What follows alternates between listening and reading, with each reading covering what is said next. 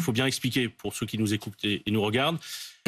La discussion reprend aujourd'hui pour 24 heures, enfin jusqu'à minuit. Il n'y a pas de session ce week-end. Donc à partir de lundi, il ne restera plus que 5 jours plus aujourd'hui, donc ça fait 6 jours pour arriver au bout de ce texte, alors que les députés en sont toujours à l'article 1.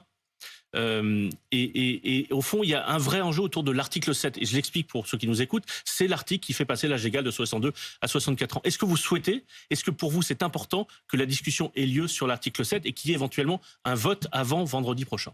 Mais l'obstruction n'est pas de notre fait. Non, et c'est le fait notamment de la gauche, et notamment des Insoumis qui assument avoir déposé 13 000 amendements. Je ne voudrais pas donner le sentiment que la NUPES serait le seul parti d'opposition à ne pas s'intéresser au fond à ce qui intéresse et mobilise les Français qui descendent dans la rue.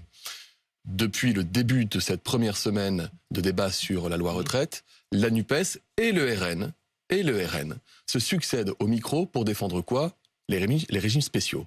Et on a eu des amendements pour défendre les régimes gaziers, les régimes miniers, les régimes de la RATP, les régimes d'EDF. Et donc c'est une succession d'interventions. Je vous l'ai dit, seulement 254 amendements examinés du fait de la NUPES et du RN qui utilisent absolument tout le temps consacré au débat depuis le début de la semaine à défendre les régimes spéciaux. Qu'est-ce que vous voulez dire qu'il y a une collusion entre le RN et la NUPES dans une opposition à cette réforme des retraites? Le vent des extrêmes souffle fort à l'Assemblée nationale. C'est un fait.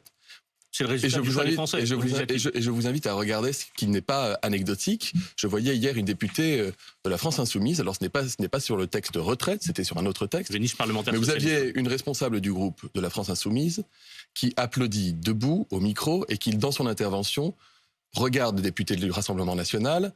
La majorité avait quitté l'hémicycle et pour cause, il n'y avait donc que le RN et la NUPES, et la députée de la France Insoumise regarde le RN et dit « Regardez comme nous travaillons bien ensemble ». C'était Clémence Guettet qui est une proche de Jean-Luc Mélenchon. On va vérifier parce que j'ai pas en tête exactement la séquence. Vous regarderez, ça dure 7 secondes, ça va assez vite.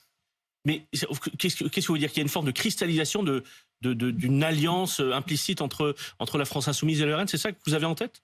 Moi, Philippe Corbet, je me suis engagé en politique parce que j'aime les gens. Mais j'aime les gens. Peut-être. J'aime mon pays. Eux aussi, peut-être. Mais vous savez, aimer les gens, c'est les respecter. Ça veut dire ne pas leur mentir. Ça veut dire être capable d'assumer avec eux en leur expliquant des décisions qui peuvent être difficiles à assumer quand on est responsable public, mais parce qu'elles vont dans le bon sens. Aimer les gens et les respecter, c'est respecter nos institutions. Ce n'est pas shooter dans un ballon qui porte, qui est à l'effigie d'un ministre ou de la première ministre. On va préciser pour ceux qui n'ont pas en tête cette image. C'est une image qui a beaucoup été commentée sur les réseaux sociaux depuis 24 heures. On voit le député insoumis Thomas Porte avec son écharpe tricolore. C'est lui-même qui a posté cette photo sur son compte Twitter. Il pose fièrement avec sous le pied un ballon à l'effigie du ministre du Travail Olivier Dussopt. Qu'est-ce que vous voyez? Quelle est la leçon que vous tirez de cette photo? Jean-Luc Mélenchon hier soir nous disait mais c'est grotesque cette histoire. C'est comme dans les foires où on lance des balles contre des bois de conserve avec des têtes de responsables politiques. Il n'y a pas de sens de violence dans cette image, disait-il. Je note, et je les en remercie, que beaucoup de députés de la NUPES, notamment du camp socialiste, ont condamné avec force ces images. Nos institutions, c'est pas une télé-réalité, Philippe Corbet. Et quand on s'engage à servir son pays, quand on est parlementaire, quand on porte l'écharpe tricolore devant la maison du peuple, on est responsable devant le peuple des messages que nous envoyons. Lorsque vous avez un député de la France Insoumise hier qui commence à tweeter nominativement tous les députés qui n'ont pas voté dans le sens qu'ils souhaitaient sur un texte de loi... Enfin, les votes sont publics. Mais attendez, comment est-ce qu'on appelle cela? C'est une différence que les noms soient publics sur le site de l'Assemblée nationale, et c'est une différence d'avoir un député, un représentant de la nation, qui dit « Regardez, voilà la liste de tous ceux qui ne sont pas d'accord avec moi. » D'accord, mais respecter nos institutions. Moi, je vous savez, j'ai 10 ans... Il pourrait vous dire, regardez, vous ne respectez pas les institutions en passant avec cette procédure parlementaire qui limite le débat. On peut être d'accord ou pas d'accord avec ce que nous faisons avec Emmanuel Macron et notre majorité. Comme on peut ne pas être d'accord ou être d'accord avec ce que faisaient les socialistes sous Hollande ou encore avec les républicains ou avec les républicains sous Sarkozy. D'accord? Nous ne faisions pas la même politique. Ouais. Et nous l'assumons nos divergences. Mais il y avait un point qui était un point constant. Nous respections nos institutions et la République. La République, elle est fragile. Elle est forte, mais elle est fragile. Et ceux qui la représentent doivent être à la hauteur. Pour bien comprendre ce que vous êtes en train de nous dire, c'est que, en parlant des insoumis du Rassemblement national, il y a un risque de débouché politique vers des extrêmes après cette séquence politique autour des retraites, beaucoup de mobilisation dans la rue, un grand soutien de l'opinion, le gouvernement qui reste faire. Le risque, c'est de faire, de laisser Marine Le Pen engranger et de se respectabiliser et d'être en situation d'être élu président de la République dans 4 ans, c'est ça? Là, vous extrapolez à ma place. Non, j'essaie de comprendre ce que vous avez le droit, mais c'est pas ce que je suis en train de vous dire. Ce que je suis en train de vous dire, c'est que j'ai connu un Parlement où il y avait des oppositions. Et elles pouvaient être farouches. Et on pouvait s'engueuler Et on pouvait discuter, débattre et ne pas tomber d'accord sur des sujets de fond. Mais on le faisait avec le sérieux et la rigueur qui étaient liés à notre mandat et avec nos convictions et nos idées.